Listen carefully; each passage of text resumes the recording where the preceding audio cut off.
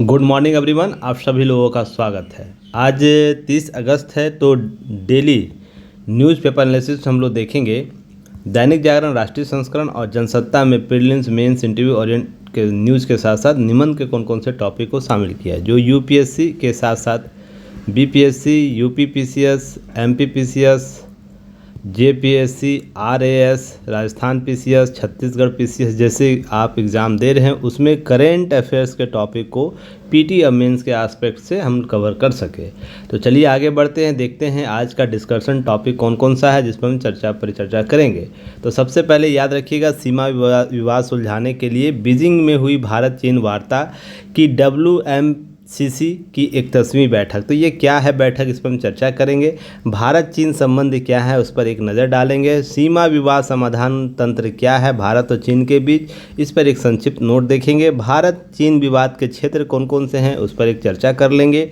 भारत और चीन के बीच आपसी सहयोग के क्षेत्र कौन कौन से हैं, कि क्या केवल विरोध के ही क्षेत्र दिखते हैं या कुछ आपसी संबंधों को भी बेहतर बनाने के लिए विभिन्न मंचों पर सहयोग की नीति भी दिखती है। तो इन सारे एस्पेक्ट को हम पीटी और मेंस के संदर्भ में देखेंगे। नेक्स्ट टॉपिक देखेंगे, परमाणु शक्ति संपन्न दूसरी पनडुब्बी नौसेना को प्राप्त हुई है INS अरिघात। तो यह अरिघात क्या है जिस पर हम परिचर्चा करेंगे।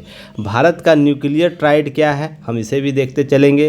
अरब सागर में 60 साल बाद चक्रवात की दस्तक हो रही है, तो इस तरीके से हम देखेंगे भारतीय उपमहाद्वीप में चक्रवातों का नामकरण कैसे होता है, चक्रवातों का वर्गीकरण किस रूप से किया जाता है, जो भारत के बंगाल की खाड़ी और अरब का सागर है उसके बीच के नामकरण कैसे किया जाता है, हिंद महासागर क्षेत्र में नामकरण कैसे होता है, इस पर हम परिचर्चा करेंगे।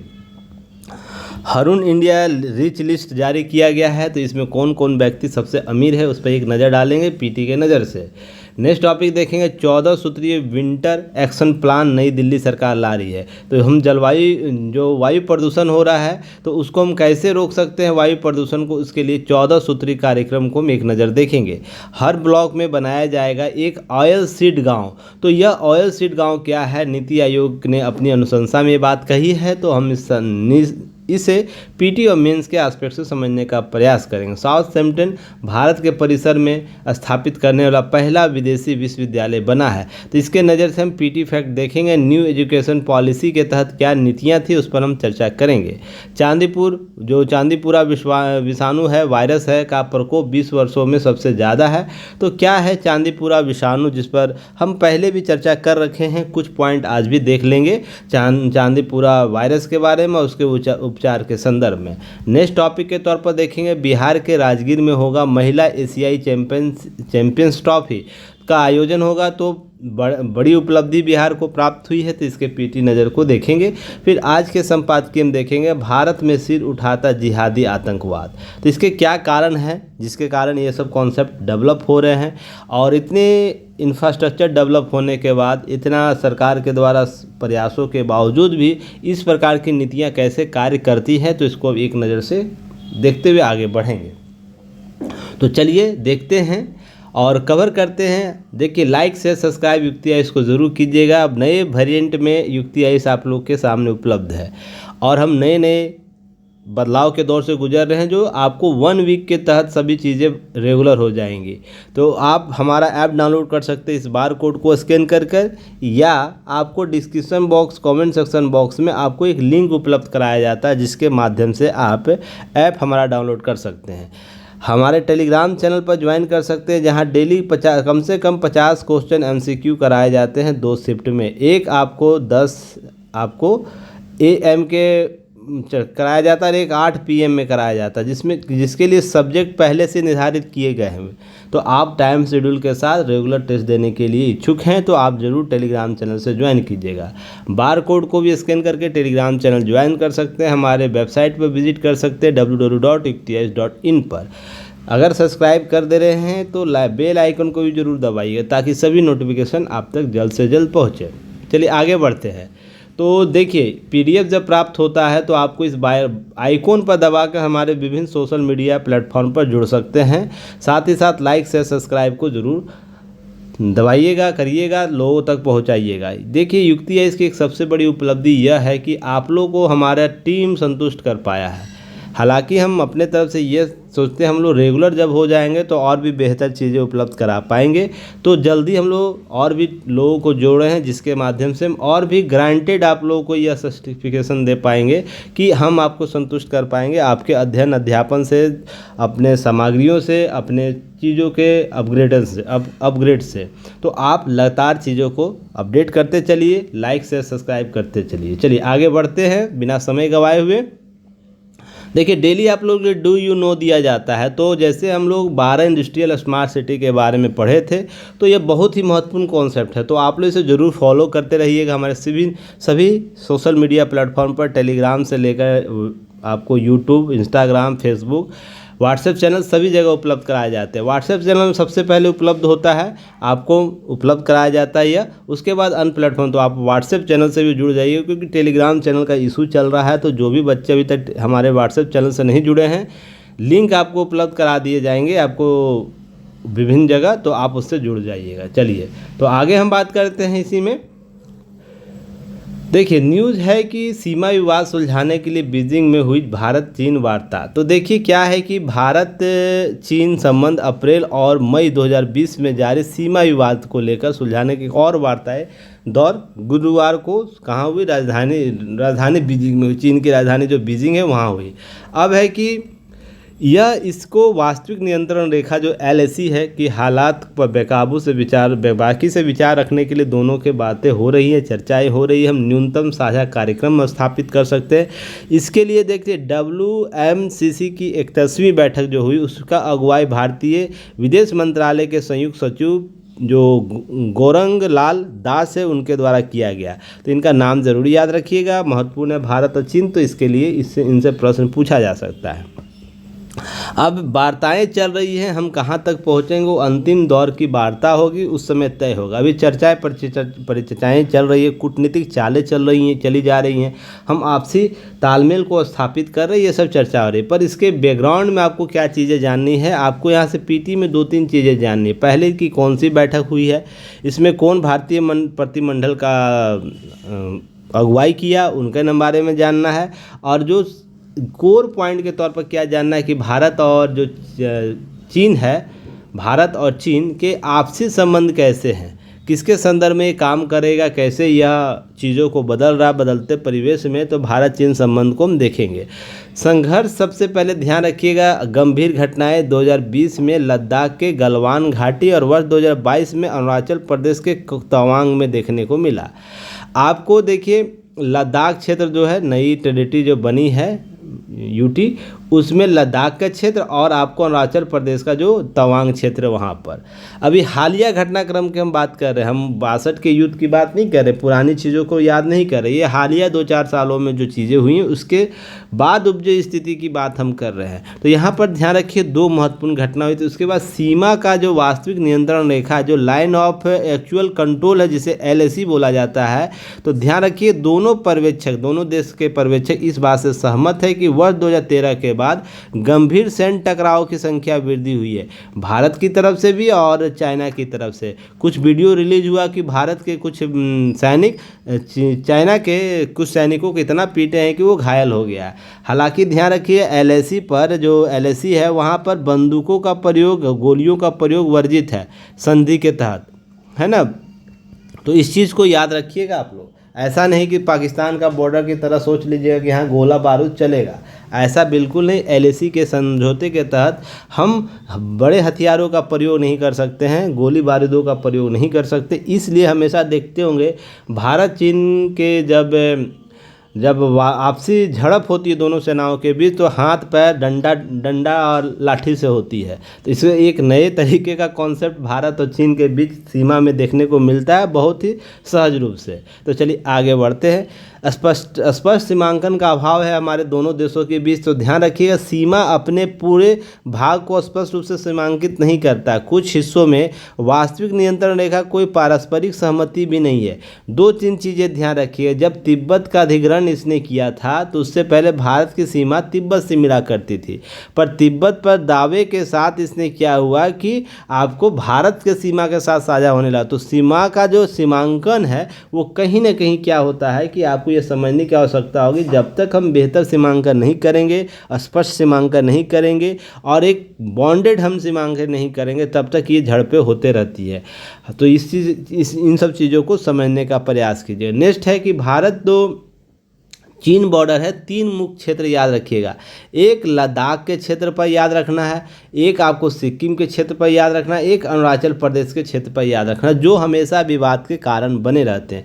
इसकी कुल लंबाई कितनी है? 4056 किलोमीटर है। लाइन ऑफ एक्चुअल कंट्रोल ध्यान रखिएगा, LAC चीन 1993 में आधिकारिक तौर से LAC के बॉर्डर मानने पर राजी हुआ। तो 93 से यह LAC का कॉन्सेप्ट डेवलप हुआ, तो इसे याद रखिए। भारतीय चीन और चीन के बीच जो सीमा है उसे मैकमोहन रेखा कहते हैं, जिसमें वेस्टर्न सेक्टर, सेंट्रल सेक्टर और इंटर ईस्टर्न सेक्टर, तीन सेक्टर आपको यहाँ पर काम करते हैं मैकमोहन रेखा में। तो ध्यान रखिएगा। तो आपसे यहाँ से प्रश्न क्या पूछ सकता है, वेस्टर्न सेक्टर का कौन कौन पार्ट है? तो आपको लद्दाख का क्षेत्र वेस्टर्न सेक्टर में आता है। सेंट्रल सेक्टर में हिमाचल प्रदेश और उत्तराखंड का जो क्षेत्र है वो आता है, और ईस्टर्न क्षेत्र में सिक्किम और अरुणाचल प्रदेश का जो सीमा आता है, सीमा साझा, वो आपको आता है। तो आपको यहाँ पर कमेंट सेक्शन में मुझे बताना है चीन से भारत के कौन कौन से राज्य मिलते हैं।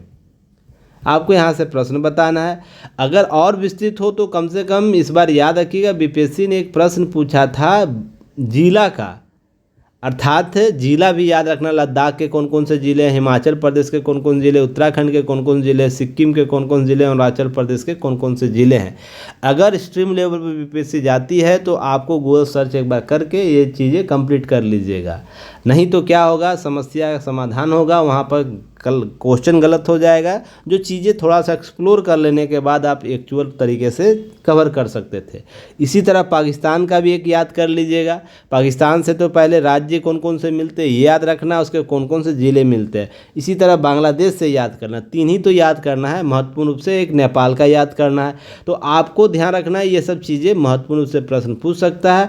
और भूटान का याद करना है, तो आपको थोड़ा सा इस पर मेहनत करने की आवश्यकता है। हालांकि मैंने पहले के नोट्स में राज्यों के नाम दे रखा है, बस जिला नहीं दिया है। तो मैं कभी अभी अपडेट करूंगा तो जिला भी ऐड कर दूंगा। तो फिलहाल आप अपना काम कर लीजिएगा। चलिए आगे बात करते हैं। आगे अगर हम बात करें तो ध्यान रखिएगा क्या है, 1 सेकेंड। आगे बात करें तो LAC जो है 1962, जो LAC वर्ष 1962 के भारत चीन युद्ध के बाद अस्तित्व में आता है, और 1993 से क्या बॉर्डर मानने पर राजी हो जाता है। पर ध्यान रखिएगा अस्तित्व में आता है 62 में यह, पर LAC को है ना शुरू के दौर में वो मानने से इनकार करता है, पर 93 से यह औपचारिक रूप से चीज़ें अंडरस्टूड होने लगी कि अब चलो इसी को बॉर्डर मान लिया जाता है। फिर भी बात पर चाइना नखरा करता है कि यह हम इसका सीमांकन कराने के पुनः सीमांकन कराएंगे। तो उसका मन है कि भारत का और कुछ क्षेत्र ले लिया जाए, जैसे अरुणाचल प्रदेश को क्षेत्र, वो अपना क्षेत्र बताता है, लद्दाख अक्साई चीन है उसको अपना क्षेत्र बताता है। तो इस तरीके से वो सनकी दिमाग में रहता है। पर ध्यान रखिएगा समय समय पर भारत ने अपने सारी विदेश नीति, कूटनीतिक नीतियों का प्रयोग कर अपने बातों पर अडिग है, उसका 1 इंच भी भूमि लेने नहीं देगा। और इसी स्थिति में भारत रफ्तार से बढ़ रहा, जिस स्थिति में वर्तमान दौर है, तो आने वाले कुछ समय में जो अक्साई चीन भी है, अरुणाचल प्रदेश जो दावा ठोकता है, वो भी हमारे कब्जे में होंगे, हमारे क्षेत्र में होंगे। तो कुछ चीज़ों को समझने का प्रयास करेंगे। चलिए 3 सेक्टर का नाम मैंने अभी बता रखा है, पश्चिमी क्षेत्र, मध्य क्षेत्र और क्या है पूर्वी क्षेत्र। तो इसमें कौन कौन से ज़िले हैं मैंने बता रखा है, तो इसे ध्यान में रखना है। सोवियत संघ जो वर्तमान में रूस है, संयुक्त राज्य अमेरिका सहित एक दूसरे के मुख्य शत्रु के साथ साझेदारी में उन्हें रणनीतिक भागीदार बनने और रणनीतिक मामलों पर सहयोग करने का अवरोध रखा है। अब ध्यान रखिए ये कारण क्या है जो एक दूसरे के संबंध स्थापित नहीं होने देते। इसका 2-3 कारण आप पहले समझ लीजिएगा। पहले तो चीन की बढ़ती हुई प्रतिस्पर्धाएं जो हैं, वो प्रतिस्थापित करती है भारत और चीन के बीच संबंधों को स्थापित करने में। दूसरा कि अंतर्राष्ट्रीय जो दबाव है, अंतर्राष्ट्रीय नीतियां काम करती है, जिसमें अमेरिकी नीति, रूस की नीति काम करती है, उसके बीच चीन की नीति, भारत की नीतियों के बीच यह कहीं ना कहीं पिसा हुआ एक पिज़्ज़ा बर्गर की तरह, सैंडविच का नाम सुने आप लोग, सैंडविच कॉन्सेप्ट, उस तरीके से भारत और चीन की नीति, विदेश नीति यहाँ पर प्रभावित होती है। तो इस तरीके से जब तक हम इन सब चीज़ों को, और देखिएगा चीन का भारत के साथ संबंध उतना उग्र नहीं है, 62 केवल एक उदाहरण है जिसमें कुछ परिस्थितियों के कारण यह चीज़ें उभर कर सामने आई थी, पर 62 के बाद ऐसा इतिहास नहीं रहा है कि भारत और चीन के संबंध इतने उग्र हैं कि रूस और यूक्रेन की घटना हो जाए, या फिलिस्तीन और हमास का जो कॉन्सेप्ट है वो आपको उभर कर सामने आ जाए, या अमेरिका वियतनाम, अमेरिका अफ़गानिस्तान का मामला जैसे था, भारत पाकिस्तान का जैसे मामला वैसा उभर कर नहीं सामने आया। इसके पीछे मैंने आपको शुरुआती दौर में बताया था कि भारत और चीन के बीच संबंध में सबसे महत्वपूर्ण पक्ष क्या है, आयात निर्यात का कॉन्सेप्ट। चीन हमारे सरप्लस में, अर्थात चीन अधिक वस्तुओं को भेजता है भारत में, सरप्लस की स्थिति में वो, और किसी भी सूरत में भारत से वो स्थिति नहीं खोना चाहेगा, क्योंकि अगर भारत अपनी नीतियों को बदलना शुरू कर रहा है, जो आपको जब PLI योजना आई थी उसके बाद से जब नीतियाँ बदलने लगी, तो आपको ये समझने की आवश्यकता होगी भारत और चीन के संबंध उसके अनुपात में भी बदलते हैं। तो आयात निर्यात के कॉन्सेप्ट भी आपको याद रखने। यहाँ पर भारत चीन के बीच केवल कूटनीतिक और हमारा क्षेत्रीय मुद्दा नहीं है, हमारा व्यापारिक मुद्दा इतना अहम है कि हम चीन हमको है ना, चीन भारत को किसी भी सूरत में खोना नहीं चाहेगा। तो इसलिए इसके विवाद केवल आपसी झड़प तक ही रहते हैं, यह युद्ध की स्थिति में अभी अगले 25-30 साल तक नहीं आएगा। रीजन उसके पीछे है कि आयात निर्यात का कॉन्सेप्ट, चीन जहाँ सरप्लस में है, उस पर हम अभी चर्चा करेंगे, वेट कीजिएगा। नेक्स्ट हम बात करेंगे इसी में कि सीमा विवाद समाधान तंत्र क्या है दोनों देशों के बीच। तो सबसे इम्पॉर्टेंट है सीमा शांति और अमन समझौता, बॉर्डर पीस एंड जो ट्रिग्नोमेट्री एग्रीमेंट है उसको समझौता के तहत आगे लागू करना। अगर हम बात करें इस पर वर्ष 1993 में हस्ताक्षर हुए हैं, जिसमें बल प्रयोग को त्याग कर LAC की मान्यता बातचीत के माध्यम से सीमा मुद्दे का समाधान का आह्वान किया गया। यही 1993 में जो LAC को मानना शुरू किया, उससे पहले क्या होता था, ऐसा कोई कॉन्सेप्ट चीन मानता ही नहीं था। क्लियर है? चलिए आगे हम बात करेंगे। LAC पर सैन्य क्षेत्र में विश्वास निर्माण और उपायों पर समझौता दूसरा तंत्र विकसित करता है, जिसके आधार पर हम भारत चीन संबंधों को बेहतर कर सकते हैं। इसे वर्ष 1996 में क्या किया गया, हस्ताक्षर किया गया, और यह LAC पर असहमति पर हल करने के लिए गैर आक्रामकता, बड़े सैन्य आवागमनों के लिए पूर्व सूचना देने और मानचित्रों का आदान प्रदान करने की प्रतिज्ञा से की गई। अर्थात हम किसी भी गैर आक्रामकता की नीति ने आपको इस प्रकार से आक्रामक नीति नहीं अपनाएंगे। अगर बड़े सैन्य आवागमन हम बॉर्डर पर करेंगे तो एक दूसरे को सूचना देंगे, पूर्व सूचना के आधार पर हम ही काम करेंगे। ऐसा नहीं कि आपको इंफ्रास्ट्रक्चर बॉर्डर पर डेवलप करना है तो भारतीय तंत्र को सूचित नहीं करेंगे। अब भारतीय अगर अपने बॉर्डर पर कोई बड़े बड़े इंफ्रास्ट्रक्चर डेवलप करेगा तो चीन के तंत्र को सूचित नहीं करेगा, दोनों एक दूसरे के तंत्र को सूचित करेंगे। अब मानचित्रों का आदान प्रदान जैसे भारत पाकिस्तान करता है अपने मानचित्रों का, तो इसी तरह चीन व भारत अपने मानचित्रों का आदान प्रदान करता है, ताकि रियल टाइम स्टेटस लोगों को पता रख सके दोनों देशों के। नेक्स्ट है सीमा रक्षा सहयोग समझौता, जिसमें बॉर्डर डिफेंस कोऑपरेशन एग्रीमेंट कहते हैं। यह 2013 में, ध्यान रखिएगा, देवसांग घाटी घटना के बाद हस्ताक्षर किए गए थे, जो 2013 में हुआ था। इसके आधार पर हम सीमा पर रक्षा सहयोग समझौता बना के रखेंगे। नेक्स्ट है, आपको ध्यान रखिए, पल्स ऑफ नीति, चीन का विवाद का कारण, महत्वपूर्ण कारणों में अगर हम बात करें, सीमा विवाद तो एक है ही, लगभग 4000 किलोमीटर से अधिक सीमा है, तो इसके पास सीमा विवाद के कारक बहुत है। लद्दाख का क्षेत्र है, उत्तराखंड और हिमाचल प्रदेश के क्षेत्र में कुछ क्षेत्र आपको देखने को मिल जाता है, जिसमें भूटान ये नेपाल को उसका उकसाता है। लंपादुरई का क्षेत्र जो आपको प्रभावित होता है चीन के प्रभाव में आता है। भूटान का क्षेत्र आपको देखने को मिलेगा। उसी तरह अक्साई चीन में कह रहा हूँ, थोड़ा अरुणाचल प्रदेश का क्षेत्र जो आपको प्रभावित दिखता है। इसके लिए इसके बाद दलाई लामा का तिब्बत विवाद जो है, ड्रैगन देश इस बात पर चिढ़ जाता है कि भारत के तिब्बत धर्म गुरु दलाई लामा भारत में शरण लिए हैं, जो धर्मशाला में है, अपनी एक सरकारें चलाती है अपने उस क्षेत्र में, जो तिब्बत के अनुसरण, तिब्बत का जो पहले का आज़ाद तिब्बत के कॉन्सेप्ट को लेकर चलते हैं। इसके लेकर भारत चीन हमेशा विवाद का कारण बनता उभरता है। स्ट्रिंग ऑफ पर्ल्स की नीति जो सबसे महत्वपूर्ण कारक इधर हाल के दिनों में, हाल के वर्षों में देखने को मिला है। स्ट्रिंग ऑफ पर्ल्स का मतलब भारत को मोतियों के माला के तौर पर इसको घेरना। तो इसके देखिए चीन के पर्ल्स ऑफ नीति के तहत कहाँ कहाँ आपको घेर रहा है। जैसे हम बात करें तो पर्ल्स की नीति के तहत ध्यान रखिएगा, यह नीति अपना जिसके तहत भारत को घेरने का लिहाज है, अर्थात यहाँ पर हम आवागमन चीन का बढ़ेगा, जिससे हम यहाँ के नज़र रख पाएंगे। और नज़र रख पाएंगे कहने का मतलब चीन का कोई भी व्यापारिक जहाज आता है, समुद्री बेड़ा आता है,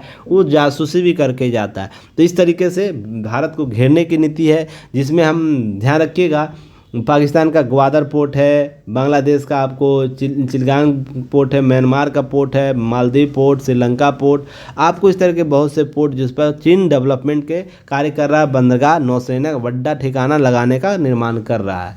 इस तरह इन्फ्लुएंस भी अपने देशों को, कुछ देशों को कर रखा है। नदी जल विवाद हमेशा विवाद का कारण, जिसमें ब्रह्मपुत्र नदी जल विवाद, बंटवारे को लेकर विवाद होता है। चीन द्वारा ब्रह्मपुत्र नदी के ऊपरी हिस्से पर कई बांध निर्माण करने की बात की, जिसको भारत विरोध करता है। जल का औपचारिक बंटवारा नहीं हुआ, जिसके कारण यह विवाद क्रिएट होता है। जैसे भारत और पाकिस्तान के बाद सिंधु जल विवाद समझौता है ना, वैसे पाकिस्तान के साथ नहीं है, चीन के साथ नहीं है। तो जिसके कारण चीन के साथ ये औपचारिक संधि न होने के कारण यह कहीं ना कहीं समस्या जल विवाद को लेकर भी होता है। जब बाढ़ आता है तो भाई सारा पानी छोड़ देगा इंडिया में, जब सूखा आता है सारा पानी रोक लेता है। तो इस तरीके से हमको ट्रीटी करने, संधि करने की आवश्यकता है ब्रह्मपुत्र नदियाँ, उसकी सहायक नदियों पर। तो इस तरीके से भारत और वार्ताओं में ये सब चीज़ें करता है। फिर भारत को NSG सदस्य बनने से बार बार रोकता है। 2016 का मामला ले ले या और भी मामले हैं जहाँ पर हमेशा चीन क्या कहता है कि NSG जो नेशनल परमाणु आपूर्तिकर्ता जो समूह है, उसमें इसको शामिल होने से रोकता है, ताकि जो अनुसंधान है भारत का तीव्र न हो जाए, शक्ति संपन्न और राष्ट्र न बन जाए तीव्र। हालांकि भारत अपनी संपन्नता स्वयं में घोषित कर लिया, वो इतना विकसित हो गया, इसकी आवश्यकता ही नहीं रही। भारत अन्य राष्ट्र इसको मजबूरन ऑस्ट्रेलिया ग्रुप और भी से ग्रुप है उसमें ऐड करा चुके हैं। तो ध्यान रखिएगा, भारत एक अलग विदेश नीति के तहत काम भी करता है। फिर उसके बाद नेक्स्ट है भारत और खिलाफ आतंकवाद का समर्थन। हम अबोर प्रोजेक्ट के बात कर ले, उसके बाद पाकिस्तान चीन बड़े पैमाने पर निवेश कर रहा है। तो ध्यान रखिएगा इसके तहत क्या होता है, भारत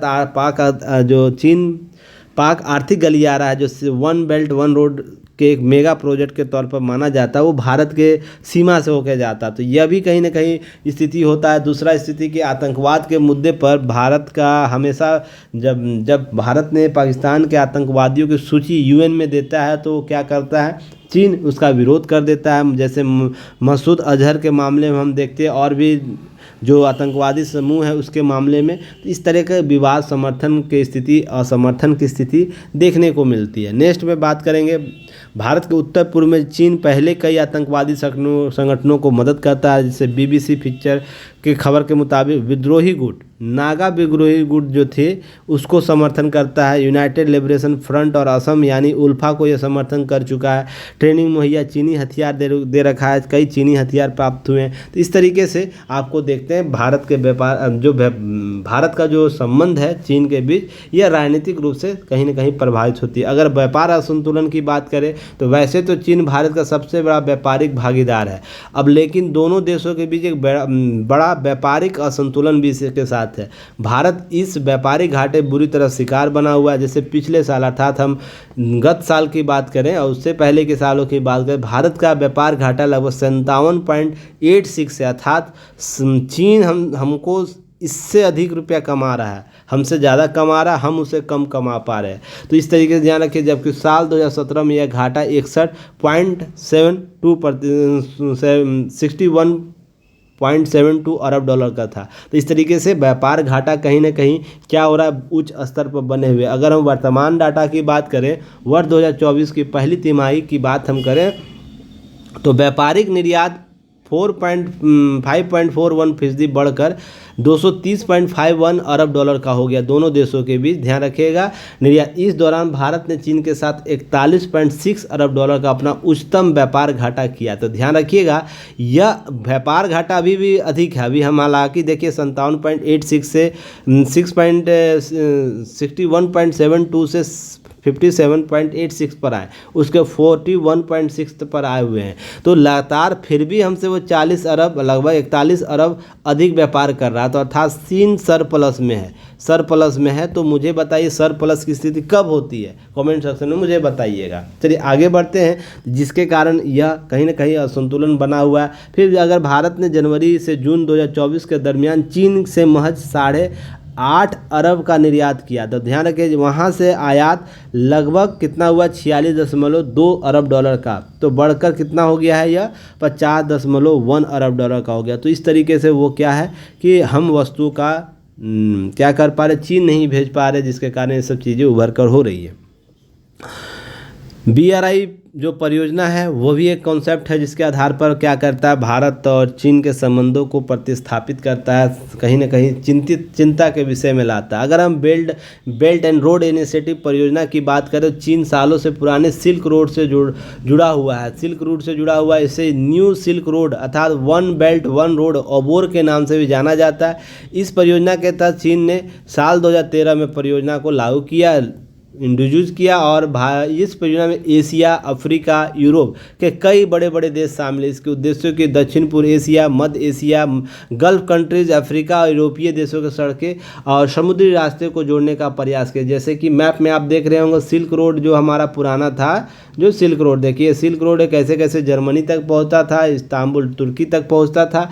तो ध्यान रखिएगा इसके तहत इसको डेवलप करा 21वीं सेंचुरी में मेरिन सिल्क रोड जो आपको नए सिल्क रोड आपको जोड़ने का प्रयास कर रहा है। ये महत्वाकांक्षी आपको योजना है चीन का। इसमें उसने खरबों रुपया का इन्वेस्टमेंट कर रखा है। पर ध्यान रखिएगा इसके चिंता का कारण यह नहीं है कि वो अंतर्राष्ट्रीय व्यापार को बढ़ावा देने का प्रयास कर रहा है। चिंता का कारण यह है इसके साथ वो डेप्ट नीति भी अपनाता है, कर्ज की नीति अपनाता है, जिसमें हम हम श्रीलंका का नाम ले सकते हैं, म्यांमार का नाम ले सकते हैं, पाकिस्तान का नाम ले सकते हैं। डेफ नीति के तहत वो कर्ज में डूब गया, इतना इंफ्रास्ट्रक्चर के नाम पर उसने इन्वेस्ट किया चीन ने कि किसी देश की उसकी आय से अधिक थी। तो ध्यान रखिएगा इस तरीके से चीज़ों को समझने का प्रयास कीजिएगा।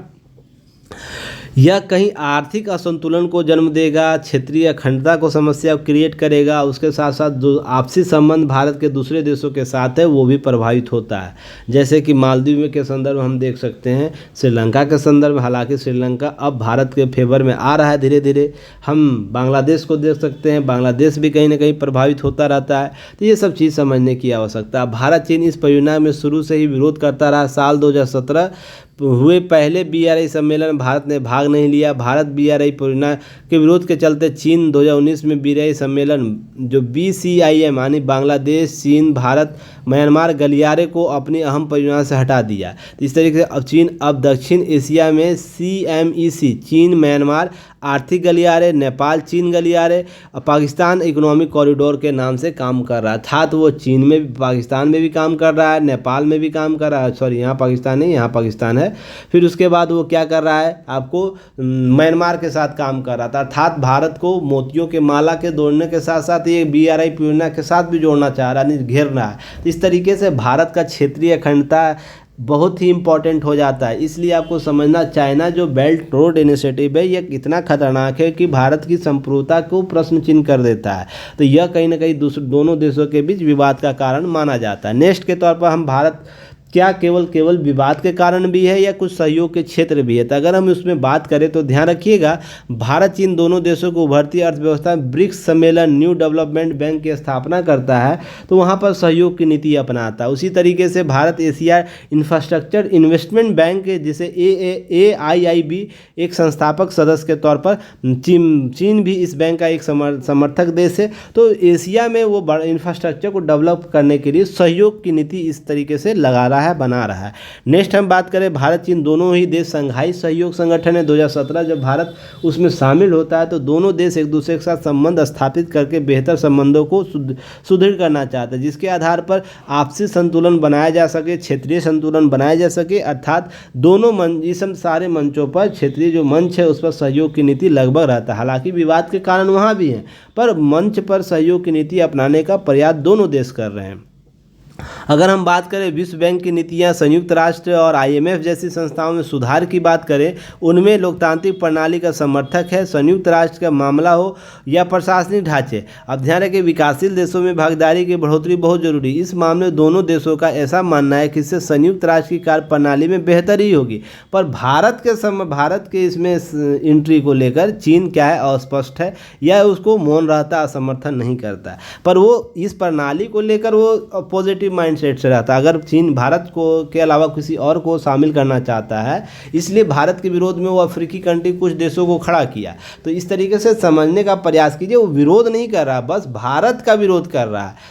यूएन में सुधार का विरोध वो नहीं कर रहा है, वो केवल भारत उसमें शामिल ना हो जाए, अस्थायी सदस्य ना बन जाए, इसके संदर्भ में वो बात करता है। तो इसलिए क्योंकि चीन की अपनी संप्रभुता नीति, अपनी क्षेत्रीय नीति, अपनी अंतर्राष्ट्रीय नीति है, वो उसके एवज में काम करता है। तो यहाँ पर समझने का प्रयास कीजिए। फिर WTO वार्ताओं पे दोनों देश एक दूसरे के साथ मंच साझा करते हैं, समर्थन करते हैं। WTO की नीतियों का वार्ता में जो है उसका विरोध भी करते हैं। ऐसा नहीं है कि दोनों एक दूसरे के विपरीत काम करते हैं। विकासशील देशों के मुद्दे पर दोनों देश WTO में आपको क्या WTO वर्ल्ड जो आपको इस तरीके से वर्ल्ड इकोनॉमी पॉलिसी को समर्थन करते हैं, जिसमें विकासशील देशों की महत्ता की वो बात करता है। भारत और चीन दोनों देश G20 के सदस्य हैं और दोनों देश क्या करते हैं, कभी कभी अपने मुद्दे को लेकर, विकासशील देशों के मुद्दे को लेकर, ग्लोबल साउथ है उसके मुद्दे को लेकर भी सहमति होते हुए दिखते हैं। फिर उसके बाद पर्यावरण को लेकर अमेरिका और उसके मित्र राष्ट्रों की जो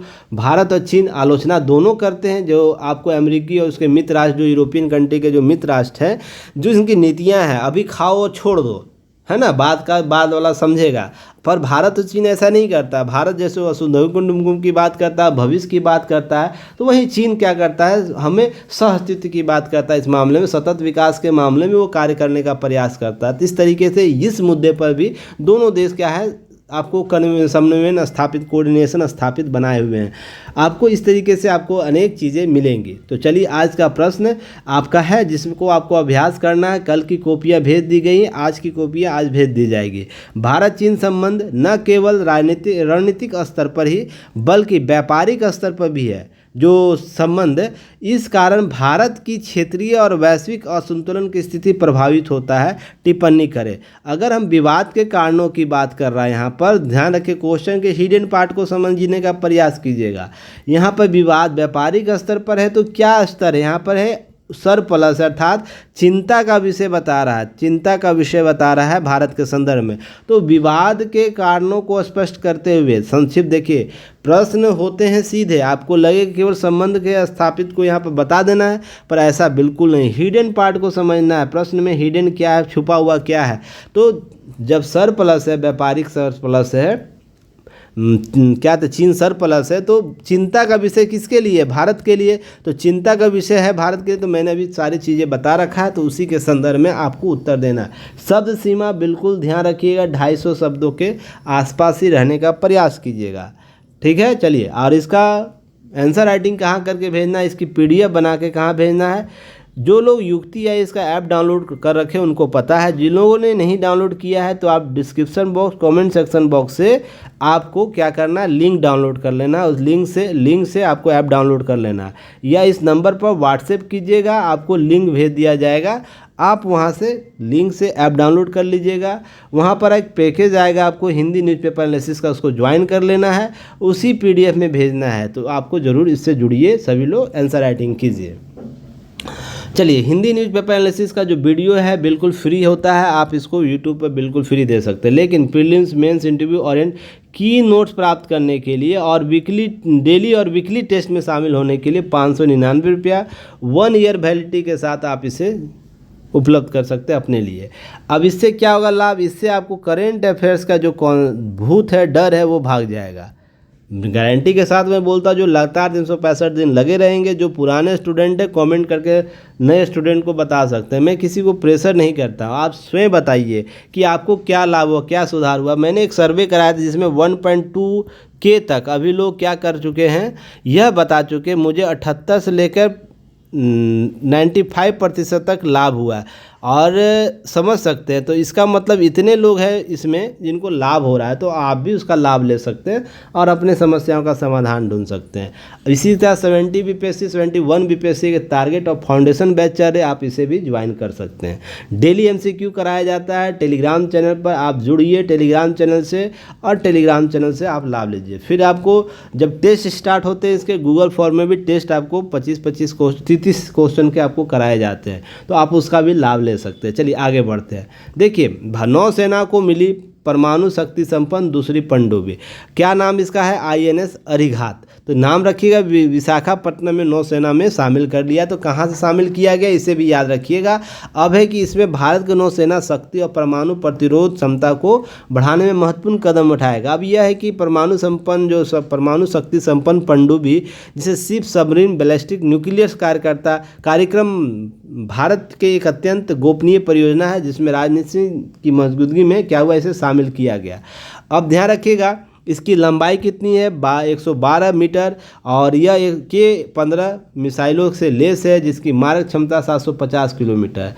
इसी तरह ध्यान रखिएगा, इस परमाणु पनडुब्बी INS अरिहंत की परियोजना जुलाई 2009 में शुरू की गई थी और 2016 में इसका जलावतरण किया गया था। दोनों पनडुब्बी आपको 83 megawatt pressurised light water reactor लगे हैं, जिसके तहत आपको यहाँ पर बिजली उत्पादन किया जाता है। तो इस तरीके से INS अरिहंत के बारे में याद रखिए कुछ पीटी फैक्ट। तो कमेंट सेक्शन में मुझे बताइएगा, भारत का पहला परमाणु शक्ति संपन्न पनडुब्बी कौन है। इस पर भी मैंने पहले चर्चा कर रखा है, ऐसा नहीं कोई नहीं चर्चा किया। चलिए यहाँ बात करेंगे न्यूक्लियर ट्राइड कौन कौन सा है। अगर हम बात करें, भारत दूसरी स्वदेशी पनडुब्बी INS अरिघात शामिल है। तो न्यूक्लियर ट्राइड यानी जल थल नभ में परमाणु हमला करने की क्षमता मजबूत हुई है। तो इस तरीके से एशिया प्रशांत क्षेत्र में बढ़ेगा नौसेना का दबदबा। 14 ओहियाई क्लास की परमाणु पनडुब्बी ऑपरेट कर रहा है अमेरिका। 4 बैलिस्टिक मिसाइल से लैस हुआ पनडुब्बी फ्रांस के पास है। अब 11 परमाणु पनडुब्बी ऑपरेटर कर रहा है कौन, और वर्तमान समय में रूस। तो इस तरीके से भारत के पास अभी 2 है, चीन के पास ध्यान रखिएगा। इसी तरीके से अपडेट डाटा है, इसे एक बार ज़रूर याद रख लीजिए। भारत की तीसरी अब स्वदेशी परमाणु पनडुब्बी जल्द ही शामिल कर लिया, जिसका नाम है INS अरिदमन।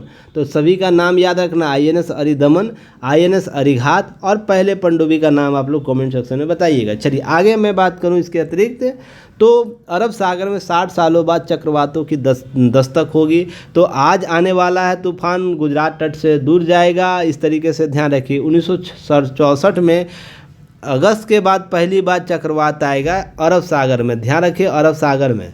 अब स्थित है भारतीय मौसम विज्ञान है, यह नाम पाकिस्तान ने दिया है अरब सागर में, जो ध्यान रखिए दस्तक का मैं यहाँ बात कर रहा हूँ।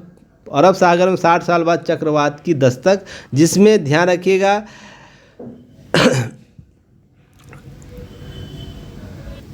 चलिए इसके साथ ही आपको ध्यान रखना है, ये जो सूची कौन बनाता है, सूची यह बनाता है, सूची आपको शासी निकाय के द्वारा बनाया जाता है। यहाँ पर 8 नाम देख रहे हैं, 8 नाम इसलिए कि पहले 8 देश हुआ करते थे, अभी कितना है 13 देश, तो इसको ध्यान रखिएगा। अब 13 देश 13 सूची बनाएंगे, यह शुरुआती इसलिए लिखा गया ना कि आप कंफ्यूज ना हो, पहले 8 था अब 13 बन गया, और जितने हैं भारतीय उपमहाद्वीप में अब इसको शामिल किया जाता है इसके नामकरण का। और यह कौन सूची करेगा? नई दिल्ली में स्थित क्षेत्रीय विशिष्ट मौसम विज्ञान का 13 देश क्या होंगे, ये 13 देश नाम देंगे इस केंद्र को, और इस केंद्र के द्वारा सूची बनाई जाएगी, लिस्ट बनाई जाएगी 13 देश के 13 नामों का, जिसमें यह अरब सागर, बंगाल की खाड़ी और हिंद महासागर जो भारतीय उपमहाद्वीप का तटीय क्षेत्र है उसके उसके जो क्षेत्र के जो आने वाले चक्रवातों का नामकरण करता है। अब इस तरीके से याद रखिएगा, यह लिस्ट में ध्यान रखिएगा आपको क्या है कि नाम याद रखना। अभी पाकिस्तान ने इसका नाम क्या दिया है, पाकिस्तान इस लिस्ट में नाम देखिएगा Bangladesh, Iran, India, Iran, Maldives, Myanmar, Oman, Pakistan, Qatar, Saudi Arabia, Sri Lanka, Thailand, United Arab Emirates और यमन। इसमें ध्यान रखना आपको, पाकिस्तान ने नाम दिया है क्या, असना, तो असना अर्थात असना इस है, लिस्ट 2 में है। तो इस साल जितने भी चक्रवात आएंगे ना इसी लिस्ट का नामकरण होगा, तो आपको यह याद कर लेना है। दूसरी बात कि भारत ने क्या नाम दिया है, तेज नाम दिया इस साल, तो जो भी भारतीय क्षेत्र में तेज नाम होगा ध्यान रखिएगा, चक्रवात का नाम तेज होगा वो भारत के द्वारा दिया जाएगा, तो ये लिस्ट को याद रखना है। इसी तरह भारत ने कौन कौन से लिस्ट का नाम दिया तो ये भी आप याद कर सकते हैं। ये 13 लिस्ट में ध्यान रखिएगा आपको क्या क्या नाम दिया गया है, आपको ये लिस्ट याद कर लेना है ताकि आने वाले एग्ज़ाम में इस साल जितने चक्रवात आए आप याद करके रखें। चलिए आगे बात। इस तरीके से आपको कुछ बातें ध्यान रखनी है कि जब हम भारतीय उपमहाद्वीप में चक्रवातों के नामकरण देखेंगे तो भारत और उसके सहयोगी 12 देश है, उसका आपको भूमिका याद रखनी है। तो सभी के अपने अपने क्षेत्र हैं। अब ध्यान रखिए चक्रवातों का वर्गीकरण कैसे किया जाता है भारतीय उपमहाद्वीप में, तो चक्रवातों को गंभीर अगर हम बात करें 48 से 63 जो समुद्री मील है का होता है, जिसमें MSW कहते हैं, जिसे मिनिमम स्टैंडर्ड सरप्लस विंड के तौर पर देखते हैं। बहुत गंभीर को 64 से 89 समुद्री मील, और एक समुद्री मील वाला कितना किलोमीटर होता है मुझे बताइएगा, उसके तहत ध्यान रखिएगा। अत्यंत गंभीर जिसे 90 से 119 किलो समुद्री मील MSW, और समुद्री साइक्लोनिक स्टॉर्म जिसे कहते हैं 120 से अधिक होगा समुद्री मील का MSW, अर्थात 1 नॉट बराबर कितना, तो 1.8 किलोमीटर प्रति घंटे के बराबर होता है। इस तरीके से आपको चीज़ें ध्यान में रखनी है। चलिए यह PT फैक्ट है, याद कर लेना आप लोग, इसके लिए यहाँ पर कुछ एक्सप्लेनेशन मैं नहीं करूँगा, बस याद रखना है। हरून इंडिया रिच लिस्ट जारी किया, इसमें गौतम अदानी सबसे अमीर है, उसके बाद मुकेश अंबानी, शिव नादर जो साइनस पुरनवाला, दिपिल संघवी, शाहरुख खान का भी इसमें सूची में नाम में आता है, तो इसको एक बार PT फैक्ट इसको नज़र देख लीजिएगा। चलिए आगे हम बात करेंगे।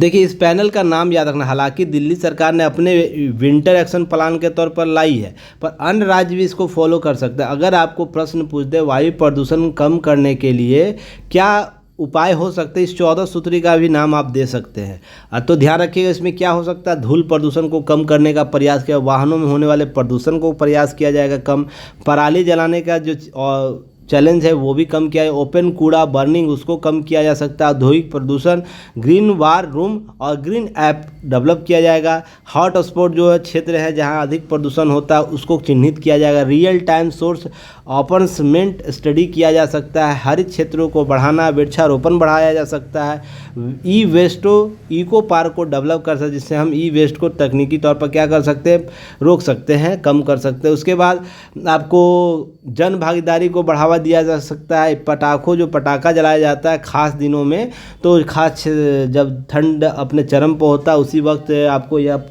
दीपावली का सीजन आता है, उसमें पटाखों पर प्रतिबंध दिल्ली लगा रही है। हालांकि एक अलग मुद्दा विवाद का कारण है, फिर भी यह नीति अपनाई जा रही है। फिर केंद्र सरकार और पड़ोसी राज्यों के साथ संवाद हम डेवलप कर सकते हैं, ग्रेप का प्रभावी क्रियान्वयन कर सकते हैं। तो कमेंट सेक्शन में मुझे बताइएगा ग्रेप कॉन्सेप्ट क्या है, इस पर मैं पहले भी चर्चा कर रखा है। तो आप लोग जो लोग नए हैं उनको क्या करना है, गूगल पर सर्च करना, धीरे धीरे आप लोगों के पास भी मटेरियल अवेलेबल हो जाएगा, तो आप लोग भी उत्तर देने का प्रयास कीजिए। देखिए उत्तर दीजिए कमेंट सेक्शन में, आपका ही लाभ होगा, केवल दो से तीन दो ही लोग देते हैं, बाकी लोग केवल वीडियो देखते हैं या तो क्या करते हैं वीडियो को स्किप कर जाते हैं।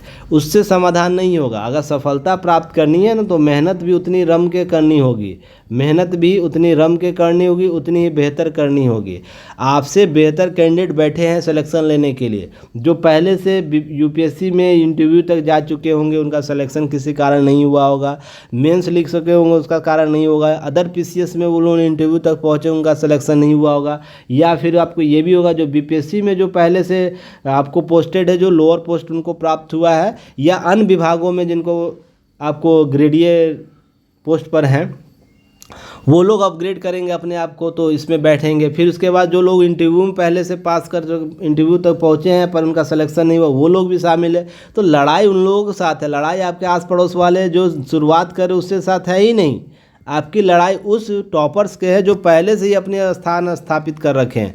तो आपको अपनी तैयारी मेहनत को सारे अंजामों के साथ पूरा करना, सारे तकनीकों के साथ पूरा करना होगा। केवल हवाई में कि हम कमीशन की तैयारी कर रहे हैं और कमीशन के हम तैयारी करते करते हम सिलेक्शन ले, बहुत से लाखों लोग इतने सपने देखते, सपने उन्हीं का पूरा होता है जो लगातार सफलता के लिए मेहनत करते हैं। इन सब चीज़ों को मैं बार बार बोलता हूँ, आपको समझने की आवश्यकता है। चलिए, हर ब्लॉक में बनाया जाएगा एक ऑयल सीड गाँव। तो यह क्या होता है ऑयल सीड गाँव? तो नीति आयोग ने ऐसा किया है कि हम सरकार आर्थिक थिंक टैंक जो है तिलहन की खरीदारी हर हाल में न्यूनतम समर्थन मूल्य पर सुनिश्चित करने, खाद्य तेल के आयात के शुल्क को बढ़ोतरी करने, तिलहन के उत्पादन के लिए क्षेत्रफल को बढ़ाने, तिलहन के बीज की उपलब्धता हर ब्लॉक में एक गांव में तिलहन बीज वाले गांव के रूप में विकसित करने कई सिफारिश की है। इस तरीके से ऑयल ने फूड इंडस्ट्री घरेलू खाद्य तेल इस्तेमाल पर इंसेंटिव लेने के लिए काम किया है। अब ऑयल सीड होगा तो क्या होगा? उत्पादन वृद्धि होगा, अर्थात मांग बढ़ेगी। आपको ध्यान रखें, सस्ते मूल्य पर हमें उपलब्ध होगा, उपभोक्ताओं को लाभ होगा, इस तरीके से चीज़ें होगी। प्रति व्यक्ति खाद्य तेल की खपत अभी कितना है? 19.7 किलोग्राम प्रति वर्ष, अर्थात प्रति वर्ष लगभग 20 लीटर आपको तेल खाद्य तेल समाप्त हो जा रहा है। ध्यान रखिएगा, इस तरीके से आपको आंकड़े दिए गए, आप इसे जरूर देखिएगा। 40% जरूरत पूरी होती है घरेलू उत्पादन से, बाकी 60% हम क्या करते हैं? बाहर से मंगाते हैं। तो इसको कम किया जा सकता है इस ऑयल सीड गांव का डेवलप करके। इसके लिए हम ध्यान रखिएगा, आंध्र प्रदेश, गुजरात, हरियाणा, राजस्थान, मध्य प्रदेश, उत्तर प्रदेश, कर्नाटक, तमिलनाडु, महाराष्ट्र जैसे राज्यों के मुख्य रूप से तिलहन की खेती होती है। तो आप वहाँ से क्या कर सकते हैं? इसको चीज़ों को कवर कर सकते हैं। आप चीज़ों को इंफ्रास्ट्रक्चर डेवलप कर सकते हैं, रोड मैप तैयार कर सकते हैं, हम चीज़ों को कवर करने का रणनीति बना सकते हैं। ये सब चीज़ें आपको करनी होगी, सरकार को करनी होगी। अब उसके बाद नेक्स्ट है साउथर्न भारत में परिसर स्थापित करने वाला पहला विदेशी विश्वविद्यालय हुआ। ध्यान रखिए, विश्वविद्यालय अनुदान आयोग जिसे यूजीसी कहते हैं। तो कमेंट सेक्शन में मुझे बताइएगा यूजीसी की स्थापना कब की गई, इसके वर्तमान अध्यक्ष कौन है, साथ ही साथ यह किस मंत्रालय के तहत काम करता है या कोई स्वायत्त संस्था है, यह मुझे बताइएगा। इसके बाद राष्ट्रीय शिक्षा नीति आपके तहत इसे लाया गया है। ध्यान रखिए, राष्ट्रीय शिक्षा नीति बहुत ही दूरगामी परिणाम वाली चीज़ों को लेकर आया है, बड़े बड़े संशोधनों की बात करता है। उसी में यह कॉन्सेप्ट अपनाया गया जिसमें हम विदेशी जो कैंपस है भारत में खोलेंगे, भारत के कैंपस विदेश में खुलेंगे। इसके लिए यह पहला आधिकारिक तौर पर घोषणा हुई है। तो इसे पहला विश्वविद्यालय होगा, तो आप इसे ज़रूर आपको ध्यान रखिएगा। हालांकि यहाँ पर नाम लिखा हुआ है, फिर भी आप लोग नाम खोजेंगे, मुझे पता है। यूजीसी के अध्यक्ष है जगदीश कुमार, उन्होंने यह घोषणा की। जुलाई 2025 में शुरू हो जाएगा इसका शैक्षणिक कार्यक्रम। तो आप इसमें जो भी इच्छुक बच्चे हैं ले सकते हैं। चलिए आगे हम बात करेंगे।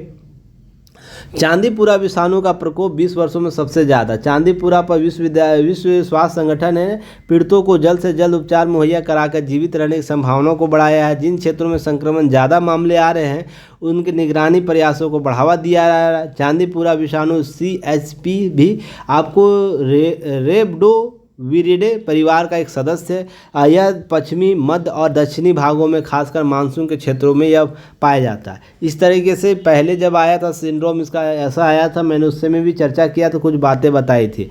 ध्यान रखिएगा,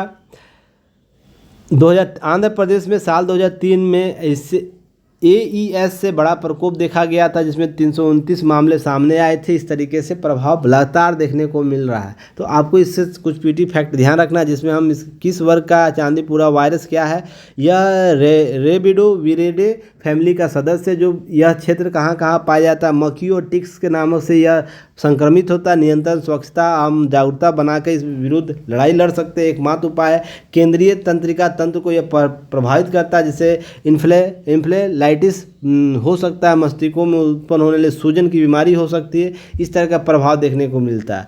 अब रोगी को सुबह तीव्र बुखार हो जाता है, शाम तक गुर्दे और यकृत प्रभावित हो जाते हैं। इस तरीके से आपको चांदीपुरा वायरस का संक्रमण देखने को, यह 15 वर्ष कम उम्र के बच्चों तक ही सीमित है, इसे भी ध्यान रखना है। इस तरीके से प्रभाव देखने। उपचार क्या है, हालांकि इसका कोई अभी उपचार या टीका नहीं, एंटी रेट्रोवायरल थेरेपी डेवलप नहीं हुआ है, फिर भी हम क्या करते हैं, इसके लिए हम उपचार के लिए नियंत्रण, स्वच्छता, जागरूकता के अभियान चला सकते हैं, जिससे यह कंट्रोल हो सकता है।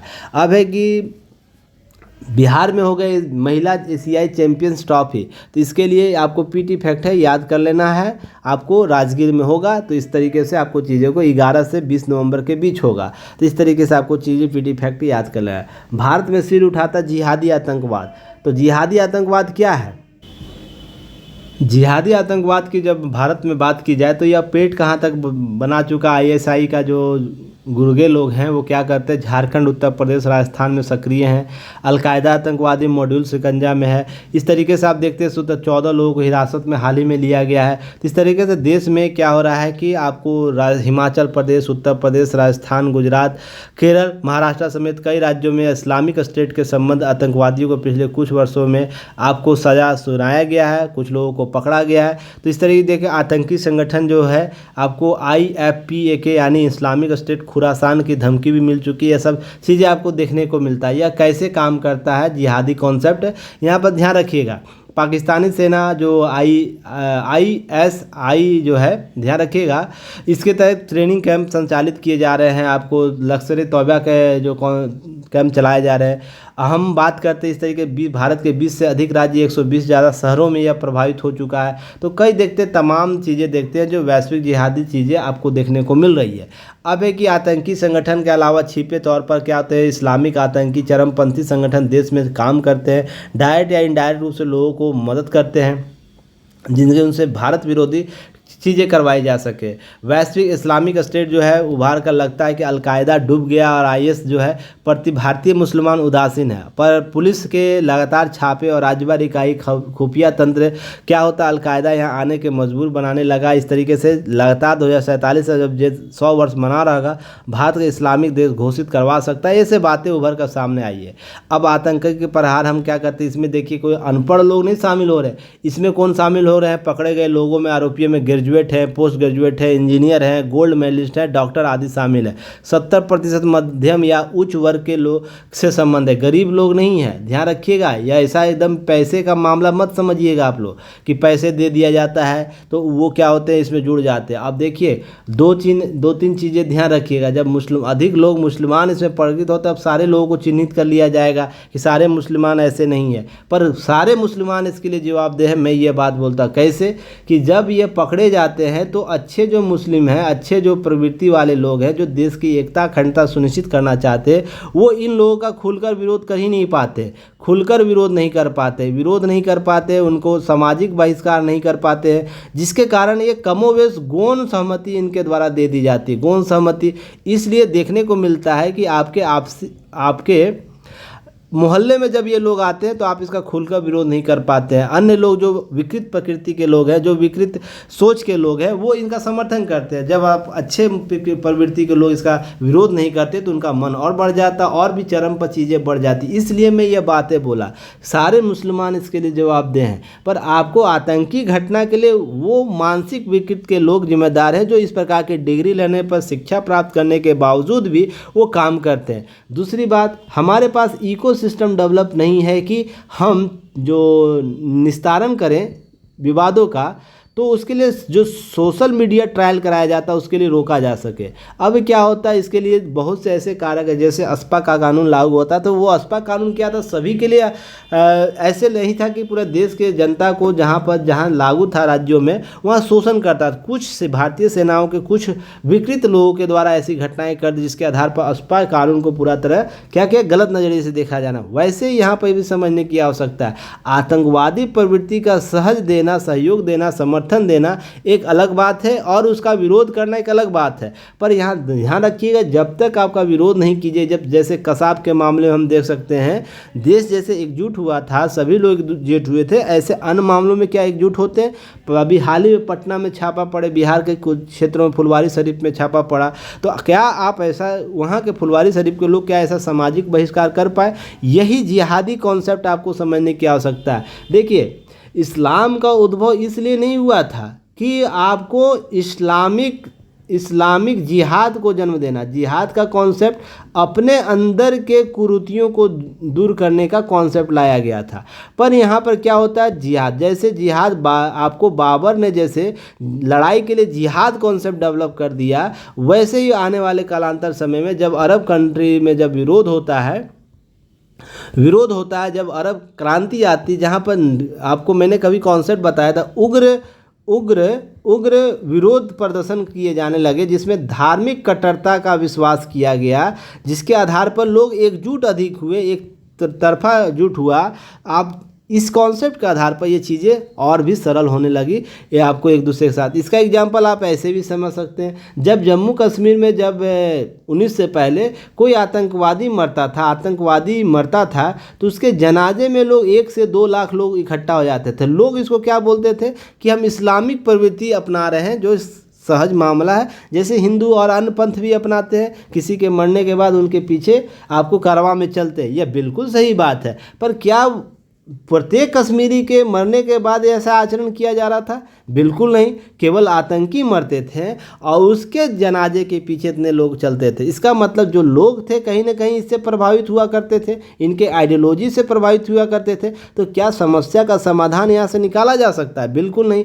जो ये जनाजे, जो आम लोग हैं, जो अच्छे लोग हैं, उनके जनाजे में जब 2 लाख 3 लाख लोग जुटने लगे तो सोचिएगा उस दिन कि हम सही रास्ते पर, नहीं तो दाल नहीं, पूरी दाल ही काली है, आपको समझने की आवश्यकता है। ऐसे ही हिंदुओं में आपको समझने, ऐसे ही सिख जैन ईसाई में समझने की आवश्यकता होगी। तो जिहादी कॉन्सेप्ट केवल इस्लामिक प्रवृत्तियों के अनुसार काम करने की नहीं है, हम उस सोच को स्थापित करना है जो आतंकवादी प्रवृत्तियों ने जन्म दे रखा है, उग्र धार्मिक पंथों ने जन्म दे रखा, उग्र संघी व्यक्तियों के द्वारा स्थापित विचारों ने जन्म, जैसे हम अजहर महमूद के नाम ले सकते हैं, फिर उसके बाद अलकायदा का नाम ले सकते हैं, उसके बाद अभी IS का नाम ले सकते हैं। उसके उग्र जिहाद को, उग्र विचारों का जिहादी स्वरूपीकरण करना, ये जिहादी कॉन्सेप्ट को लेकर आता है। ये सब चीज़ें समझने की आवश्यकता है। तो चलिए, कल फिर एक नए न्यूज एनालिसिस के साथ हम लोग मिलेंगे। तब तक के लिए धन्यवाद। हम लोग जल्द ही मिलते हैं फिर कल।